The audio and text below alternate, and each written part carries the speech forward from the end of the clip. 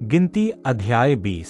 पहले महीने में सारी इस्राएली मंडली के लोग सीनै नाम जंगल में आ गए और कादेश में रहने लगे, और वहां मरियम मर गई और वहीं उसको मिट्टी दी गई।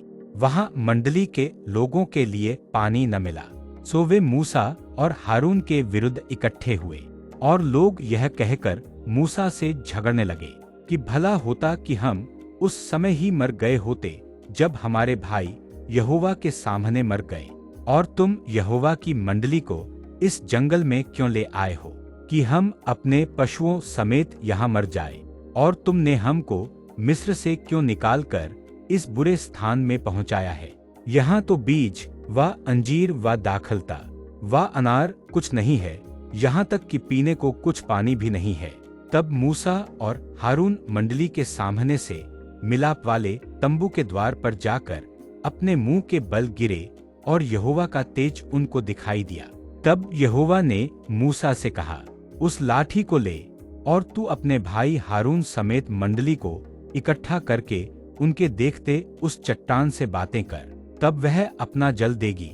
इस प्रकार से तू चट्टान में से उनके लिए जल निकाल कर मंडली के लोगों और उनके पशुओं को पिला। यहोवा की इस आज्ञा के अनुसार मूसा ने उसके सामने से लाठी को ले लिया, और मूसा और हारून ने मंडली को उस चट्टान के सामने इकट्ठा किया। तब मूसा ने उससे कहे, हे दंगा करने वालों, सुनो, क्या हमको इस चट्टान में से तुम्हारे लिए जल निकालना होगा।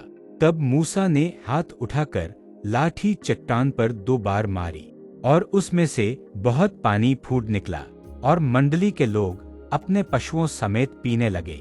परंतु मूसा और हारून से यहोवा ने कहा, तुमने जो मुझ पर विश्वास नहीं किया और मुझे इस्राएलियों की दृष्टि में पवित्र नहीं ठहराया, इसलिए तुम इस मंडली को उस देश में पहुंचाने न पाओगे जिसे मैंने उन्हें दिया है।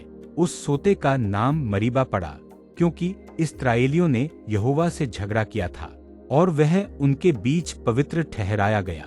फिर मूसा ने कादेश से एदोम के राजा के पास दूत भेजे कि तेरा भाई इस्राएल यूं कहता है कि हम पर जो जो क्लेश पड़े हैं वह तू जानता होगा, अर्थात यह कि हमारे पुरखा मिस्र में गए थे, और हम मिस्र में बहुत दिन रहे, और मिस्रियों ने हमारे पुरखाओं के साथ और हमारे साथ भी बुरा बर्ताव किया।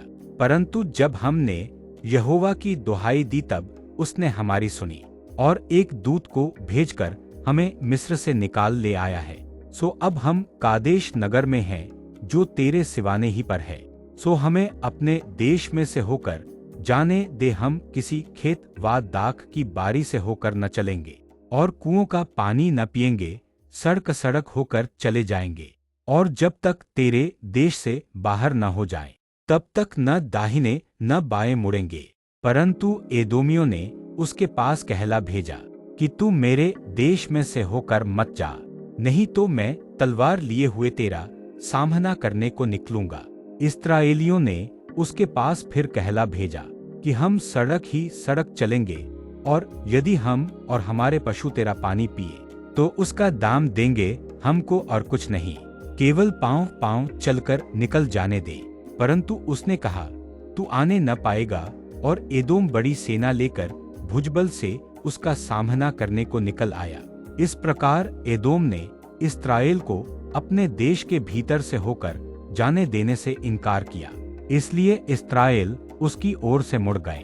तब इस्राएलियों की सारी मंडली कादेश से कूच करके होर नाम पहाड़ के पास आ गई, और एदोम देश के सिवाने पर होर पहाड़ में यहोवा ने मूसा और हारून से कहा, हारून अपने लोगों में जा मिलेगा, क्योंकि तुम दोनों ने जो मरीबा नाम सोते पर मेरा कहना छोड़कर मुझसे बलवा किया है, इस कारण वह उस देश में जाने न पाएगा जिसे मैंने इस्राएलियों को दिया है।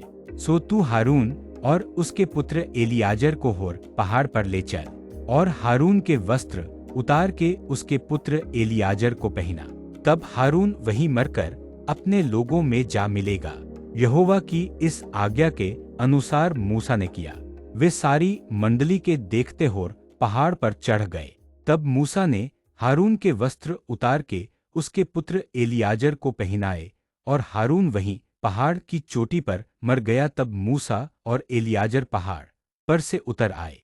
और जब इस्राएल की सारी मंडली ने देखा कि हारून का प्राण छूट गया है, तब इस्राएल के सब घराने के लोग उसके लिए 30 दिन तक रोते रहे।